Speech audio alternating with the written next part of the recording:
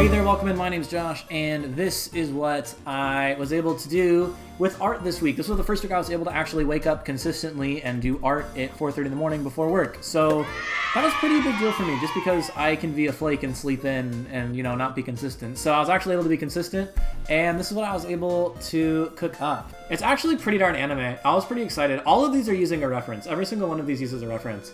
And I think that I'm just going to keep studying from references until I can start noticing trends. I think the biggest trend I learned this week is that perspective and foreshortening is everywhere.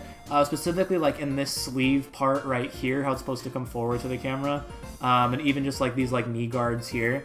The other thing that was bigger for me was that recognizing that the eyes are actually pretty far apart, farther apart than I would initially think that they would be. I enjoyed this one. This one was nice. This more of the same. Just the same lessons of figuring out that, you know, references save your life for everything.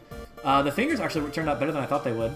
But for something like this, I started with this is the original line here. I started with the shoulders and then the hips. But I wasn't really sure, since I was copying a sketch, I wasn't sure if I end up just following the contours a lot instead of trying to go for like the flow of movement. But it turned out okay. This was without a reference at all. Huge difference, you can tell. Also, I think that having a thinner brush size makes things look better.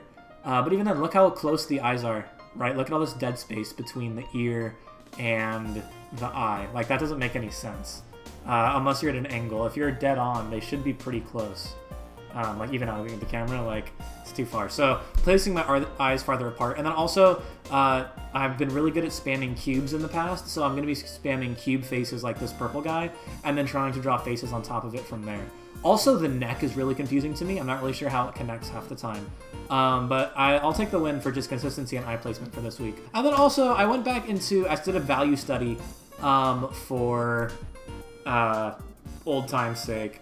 And it's a lot harder. I learned some, you know, it helped. This was from Makoto Shinkai. This is from Weathering With You, from a screenshot from that, which I'll throw up on the screen here. And, you know, it's okay. It worked out. But I've kind of lost interest in doing that. It's valuable. I'm not saying it's not valuable, but I think I'm going to just go back to focusing on characters, which is what I really want to do, and I can come back to it later. Not to mention, I have a tendency to want to use 3D for my environments anyway, which could be a cop-out, but I'm just going to kind of bench environments for a bit.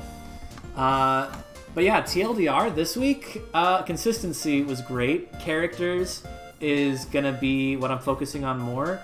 Eye placement is farther when you think it is. Foreshortening and perspective is everywhere, and I'm going to be drawing faces on top of cubes.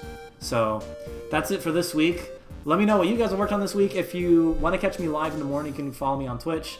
And then also, I want to see what you're doing, so join me on the Discord as well. Plug all the things. Anyway, thanks for all your support. This is what I did this week. Can't wait to see what you do next week, and I will see all of you next time. Point!